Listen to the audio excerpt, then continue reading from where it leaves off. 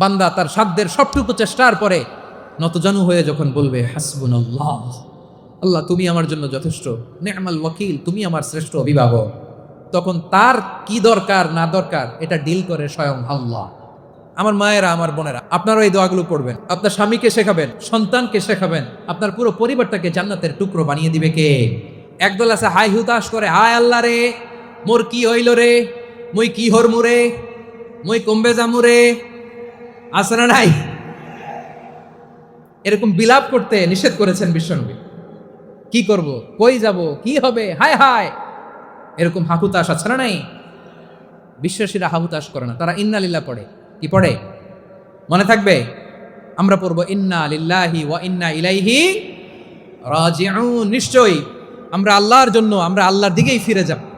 এরপর পড়বো আল্লাহুম্মা আজুরনি ফি মুসিবাতি ওয়া আখলুফ লি খায়রাম মিনহা। আল্লাহ, আমি যে বিপদে ধৈর্য ধারণ করলাম এটার সওয়াব দিও, আর যা হারালাম তার চেয়ে ভালো কিছু দিয়ে বদল করে দিও। সুবহানাল্লাহ পড়েন। বিশ্বনবীর হাদিস শুনলেন উম্মে সালামা রাদিয়াল্লাহু তাআলা আনহা। ওনার স্বামী হলো আবু সালামা। মজার ঘটনা খেয়াল করে শুনেন আমার প্রিয় কলিজার টুকরা ভাইয়েরা। কানগুলো খরগোশের কানের মতো খাড়া করে আমার দিকে তাকান। সাইয়্যিদাতুনা উম্মে সালামা রাদিয়াল্লাহু তাআলা আনহা, ওনার স্বামীর নাম আবু সালামা। শ্রেষ্ঠ দম্পতি, শ্রেষ্ঠ ফ্যামিলি। প্রথমে হিজরত করেছিলেন হাবাসায়, পরে হিজরত করেছেন মদিনায়। উহুদ যুদ্ধের পরে ওনার স্বামী আবু সালামা ইন্তেকাল করলো, শহীদ হলো। সুবহানাল্লাহ পড়েন। যখন আবু সালামা ইন্তেকাল করলো, উম্মে সালামা রাদিয়াল্লাহু তাআলা আনহা কেঁদে কেঁদে হায়রান। আর নবীর শিখানো বাণী অনুযায়ী তিনি বারবার পড়ছিলেন ইন্না লিল্লাহ। কি পড়ছিলেন? জামু, কি হরমু, এগুলো বলে নেই। কি বলছে? ইন্না লিল্লাহ। যেহেতু বিশ্বনবী বলেছেন কেউ যদি বিপদের প্রথম ধাক্কায় পড়ে ইন্না লিল্লাহি ওয়া ইন্না ইলাইহি রাজিউন, আল্লাহুম্মা আজুরনি ফি মুসিবাতি ওয়া আখলুফ লি খায়রাম মিনহা, তাহলে এই বিপদে যে সে যা হারালো তার চেয়ে শ্রেষ্ঠ কিছু দিয়ে আল্লাহ তার বদল দিয়ে দিবে। এই হাদিস শুনে উম্মে সালামা রাদিয়াল্লাহু তাআলা আনহা ওনার প্রাণ প্রিয় স্বামী আবু সালামার ইন্তেকালের পরে চোখের পানি ছাড়ে আর পড়ে ইন্না লিল্লাহি ওয়া ইন্না ইলাইহি রাজিউন, আল্লাহুম্মা আজুরনি ফি মুসিবাতি ওয়া আখলুফ লি খায়রাম মিনহা। বারবার এই দোয়া পড়ে চোখের পানি ছাড়ে, এই দোয়া পড়ে চোখের পানি ছাড়ে। আর মনে মনে বলে আবু সালামার মতো ভালো মানুষ মদিনাতে নাই, আবু সালামার চেয়েও ভালো মানুষ মদিনাতে নাই। তার চেয়ে ভালো মানুষ কি করে আল্লাহ তাআলা আমারে দিবে? তার চেয়ে ভালো মানুষ তো আমি মদিনাতে দেখি না। চোখের পানি দিয়ে বুক ভাসায় আর নবীর হাদিসের উপর আমল করে পড়ে ইন্না লিল্লাহি ওয়া ইন্না ইলাইহি রাজিউন, ইন্না লিল্লাহি ওয়া ইন্না ইলাইহি রাজিউন। পড়তে পড়তে চোখের পানি ছাড়ে আর চিন্তা করে বিশ্বনবী বললেন এই দোয়া পড়লে যেটা হারালাম তার চেয়ে ভালো কিছু দিয়ে আল্লাহ পুরস্কার দেয়। আবু সালামের চেয়ে ভালো মানুষ মদিনার মধ্যে আর কে হতে পারে? কি আজীব তামাশা, কি অবাক করা ঘটনা। কিছুদিন পরে দেখা গেল সাইয়্যিদুল মুরসালিন রাহমাতাল লিল আলামিন স্বয়ং বিশ্ব নবী উম্মে সালামাকে বিয়ের প্রস্তাব পাঠিয়েছে। স্বয়ং বিশ্ব নবী উম্মে সালামা রাদিয়াল্লাহু তাআলা আনহাকে বিয়ের প্রস্তাব পাঠিয়েছেন। উনি রাজি হয়ে গেলেন, বিয়ে হয়ে গেল। উনি হয়ে গেলেন উম্মুল মুমিনিন, আমাদের মা, পুরো মুসলিম উম্মার মা। চিৎকার করে বলেন আল্লাহু আকবার। তাহলে আমার প্রাণ প্রিয় ভাইয়েরা, বিপদে পড়লে আমরা পড়বো ইন্না লিল্লাহি ওয়া ইন্না ইলাইহি রাজিউন, আল্লাহুম্মা আজুরনি ফি মুসিবাতি ওয়া আখলুফ লি খায়রাম মিনহা। পড়বেন? পড়বেন না? যারা যারা বিপদ আসলে এই দোয়াটা পড়বেন এখন থেকে আওয়াজ করে ইনশাআল্লাহ বলেন। যা হারাইছেন তার চেয়ে শ্রেষ্ঠ জিনিস দিয়ে বদলা দিবে কে? বিশ্বাস হয়? একটু সন্দেহ লাগে মনে হয়, একটু সন্দেহ আছে? যাদের বিশ্বাস হবে তাদের কি আল্লাহ উত্তম বদলা দেবে, ঠিক কিনা বলেন? তাহলে বিপদে পড়লেই প্রথমে আমরা এটা পড়ব। দোয়াগুলো যদি এখন মুখস্থ না হয়, এই যে রেকর্ডিং হচ্ছে পেয়ে যাবেন, কালকেই পেয়ে যাবেন। শুনে শুনে মুখস্থ করবেন। আমার মায়েরা, আমার বোনেরা, আপনাদের জন্য 3টি মাঠের অ্যারেঞ্জমেন্ট করা হয়েছে, আমি জানি। আপনারাও এই দোয়াগুলো পড়বেন, আপনার স্বামীকে শেখাবেন, সন্তানকে শেখাবেন, আপনার পুরো পরিবারটাকে জান্নাতের টুকরো বানিয়ে দিবে কে? তাহলে বিপদ আসলে প্রথমে কি পড়তে হবে এটা জেনে গেলাম। এরপরে বিপদ আসলে নিজেকে কি করে আল্লাহর কাছে সঁপে দিতে হয় এটাও জানার দরকার আছে না নাই? বিপদে প্রথমে ইন্না লিল্লাহ পড়লাম, ধৈর্য ধারণ করলাম, বিপদ থেকে উদ্ধারের সর্বোচ্চ চেষ্টা করলাম। আমার কাজ যখন শেষ তখন আমি আমার এই বিষয়টা আল্লাহর কাছে সঁপে দিব। কার কাছে সুপর্দ করব? কার কাছে? বিপদে বললে কেমন করে নিজেকে আল্লাহর কাছে সঁপে দিতে হয় আসুন সাইয়েদনা ইব্রাহিম আলাইহিস সালামের জীবনী থেকে জানি। আল্লাহর খলিল ইব্রাহিম আলাইহিস সালাম আমাদের মতো সমাজ ব্যবস্থা পায় নাই। আমরা জন্মের পরে আমাদের কানের ভেতরে আজান দিয়েছে কে? একামত দিয়েছে কে? আমাদের বাপদাদারা আমাদের কানে আজান দিয়েছে কি দেয় নাই? আমাদের জন্মের পরেই তো আজান, একামত, বাড়ির পাশে মসজিদ, প্রতিদিন আজান, জুমার খুতবা, প্রতি মাসে মাসে তাফসিরুল কোরআন মাহফিল, মসজিদ, মিনারা, অভাব নাই। ঠিক কিনা বলেন? আপনি যেই সুন্দর ইসলামিক এনভায়রনমেন্ট পেয়েছেন, আমাদের ইব্রাহিম খালিল উনিও কি এরকম পেয়েছিলেন? হ্যাঁ, উনি জন্মের পর পরে ওনার কানে আজান দিছে কেউ? আমার প্রিয় ভাইরা, আগা গোড়া একটা শিরকি পরিবেশ উনি জন্মগ্রহণ করেছেন। উনি ছাড়া ওই তল্লাটে একজনও আল্লাহর উপর বিশ্বাসী নাই। কল্পনা করতে পারেন? গোটা তল্লাটে, গোটা দেশে বিশ্বাসী মুমিন, আল্লাহর উপর বিশ্বাস স্থাপনকারী কয়জন? সবাই বলেন কয়জন? বাকি সব মুশরিক। বাকি সব মুশরিক নিজের সাথে নিজে শক্ত বোঝাপড়া করে, অ্যানালজি করে, সেলফ কনভারসেশন করে উনি মহা সত্যের সন্ধান পেয়েছে। উনি আকাশের তারা দেখে ভাবে মনে হয় এটাই আমার খোদা, ওরা দেখে তারা নাই, মনে মনে বলে না তাইলে এটা না।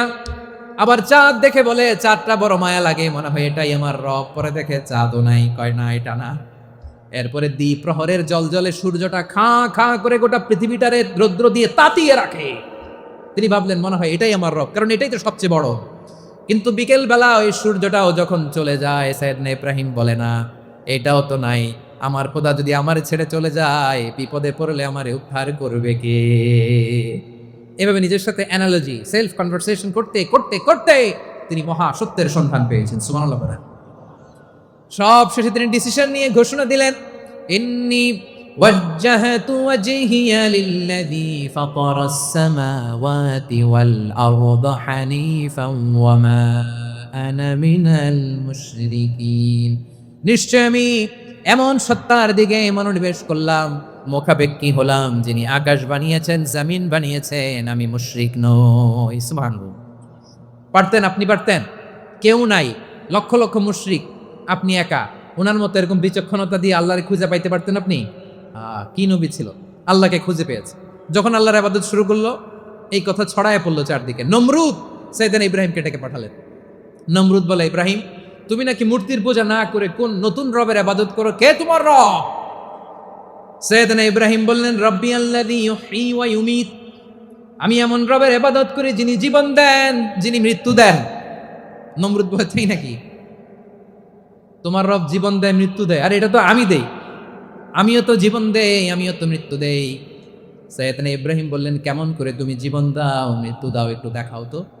নমরুদ জেলখানা থেকে দুজন কয়েদিকে ডেকে আনলো। কয়েদি এনে অর্ডার করলো, একটাকে এখনই শিরোচ্ছেদ, হেড অফ, ডেথ পেনাল্টি, মৃত্যুদণ্ড দেয়া হলো, ফিনকি দিয়ে রক্ত বেরোলো। নমরুদ বলে, দেখো দুজনকে ধরে আনলাম, একজন কয়েদিকে দিলাম ডেথ পেনাল্টি, মৃত্যুদণ্ড, ওরে মৃত্যু দিলাম। আরেকজন যে দাঁড়িয়ে আছে, চাইলে ওরেও আমি মৃত্যুদণ্ড দিতে পারি, কিন্তু না, ওরে আমি দিব না, ওরে আমি বাঁচাইয়া দিলাম, ছেড়ে দিলাম, মানে জীবন দিলাম। দেখো ইব্রাহিম, তোমার চোখের সামনে একজনরে মৃত্যু দিলাম, আরেকজনরে জীবন দিলাম। আপাত দৃষ্টিতে তাই তো, একজনরে তো জীবন দিল, আরেকজনরে মৃত্যু দিল। সাইয়েদনা ইব্রাহিম এবার বিপাকে পড়ে গেলেন। কিন্তু এক একজন নবীকে আল্লাহ এমন উইজডম বিচক্ষণতা দিয়ে এই জমিনে পাঠিয়েছেন, মুহূর্তের মধ্যে আল্লাহর খলিল ইব্রাহিম বললেন, ফাইন্নাল্লাহা ইয়াতি বিশ-শামসি মিনাল মাশরিকি ফাতি বিহা মিনাল মাগরিব ফাবুহিতাল্লাযী কাফার। আল্লাহর খলিল ইব্রাহিম বললেন, নমরুদ বুঝলাম তুমি জীবন দাও, মৃত্যু দাও, দেখলাম, কিন্তু আমার রব, আমার আল্লাহ প্রতিদিন সকালবেলা উষা লগ্নে ওই পূর্ব দিগন্ত থেকে সূর্যটাকে উদিত করেন, সাঁঝের বেলা, বিকেল বেলা, কুথুরি লগ্নে, সন্ধ্যাবেলা ওই দ্বিপ্রহরের জল জলে সূর্যটাকে পশ্চিম দিগন্তে ডুবিয়ে দেন।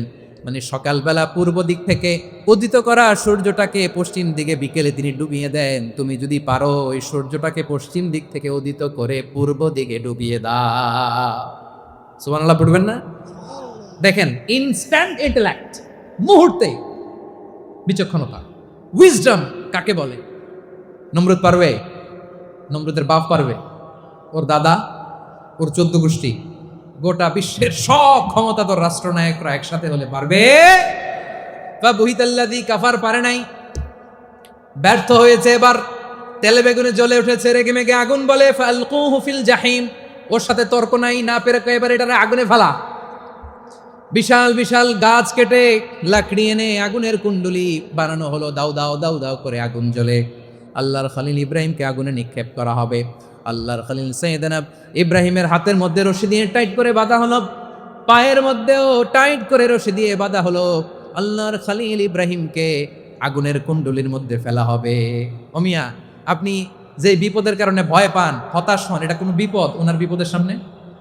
পটুয়াখালী আওয়াজ করে বলুন, সাইয়েদনা খলিল ইব্রাহিমের বিপদের সামনে আমাদের বিপদগুলো কোনো বিপদ? এটা কোনো বিপদই না, এটা কোনো বিপদই না। হাত পা বেঁধে টাইট করে নিক্ষেপ করা হবে, সিম্পলি ফেলা যাবে না, কারণ দাও দাও করে দ্য ব্লেজিং ফায়ার, এমন আগুনের কুণ্ডলি কাছে যাওয়া যায় না, আগুনের উত্তাপে নিক্ষেপ করা হবে।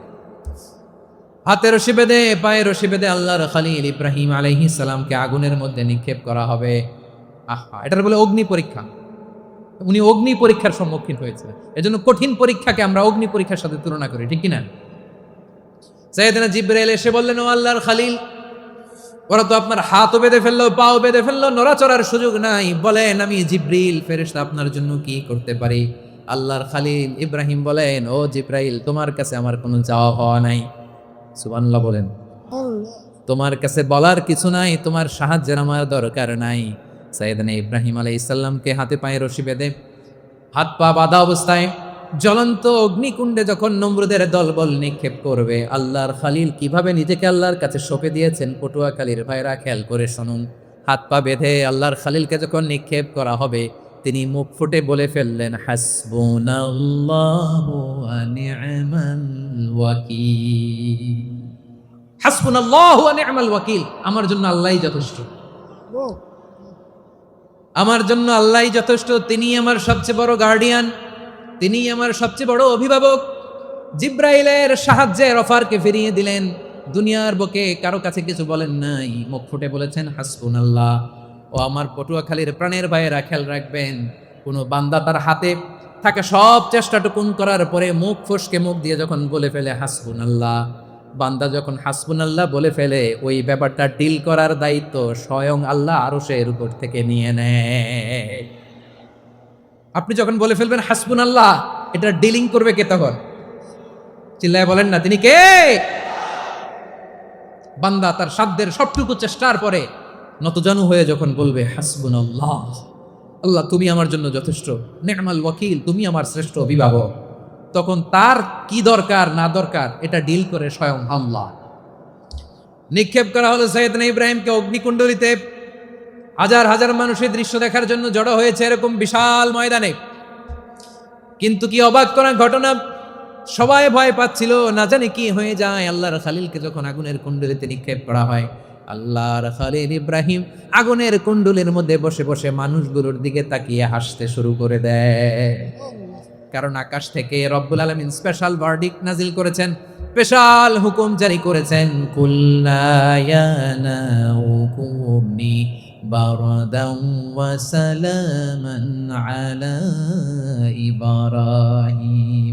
ও আগুন খবরদার, সৃষ্টির শুরু থেকে তোকে একটা ধর্ম আমি বাতলে দিয়েছিলাম, তোর ধর্ম, আগুনের ধর্ম হলো যা পাবে জ্বালিয়ে সারখার করবে। আল্লাহ বলল, আগুন তোর ধর্ম দিয়েছিলাম, তুই সব জ্বালিয়ে পুড়িয়ে সারখার করে দিবি, কিন্তু ক্ষণিকের জন্য আমি তোর জ্বালিয়ে দেওয়ার ক্ষমতাটাকে কেড়ে নিলাম, জ্বালিয়ে ভস্ম করে দেওয়ার ক্ষমতা আমি কেড়ে নিলাম। কুনি বারদান, ঠান্ডা হয়ে যা, কিন্তু এত বেশি ঠান্ডা হবি না আবার আমার ইব্রাহিমের জন্য সর্দি লেগে না যায়। সুবহানাল্লাহ, এত আসতে বললে হবে?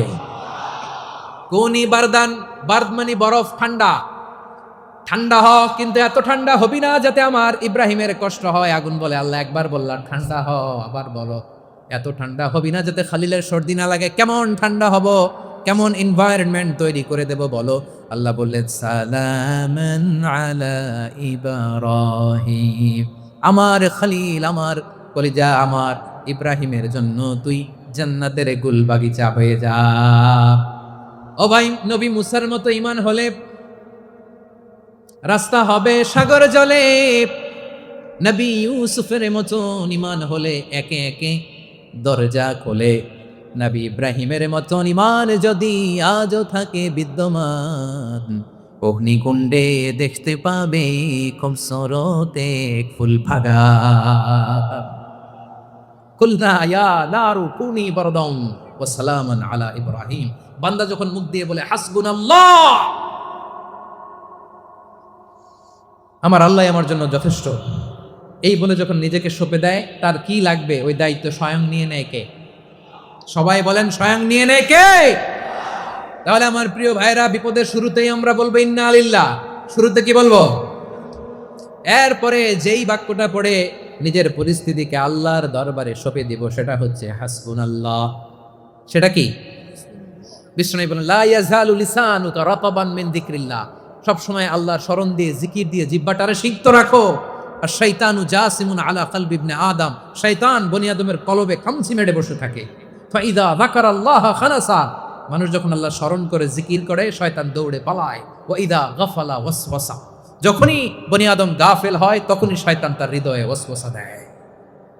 এজন্য বিপদে পড়লে ইন্না লিল্লাহ, নিজের সব টুকুন করার পরে, নিজের রোল প্লে করার পরে নিজেকে আমরা কি বলে সঁপে দিব? সবাই বলেন, সবাই বলতে হবে, আরো জোরে বলে, মনে থাকবে? বিপদে পড়লে প্রথমে ইন্না লিল্লাহ, এরপরে নিজেকে যখন সঁপে দিব তখন হাসবুনাল্লাহ।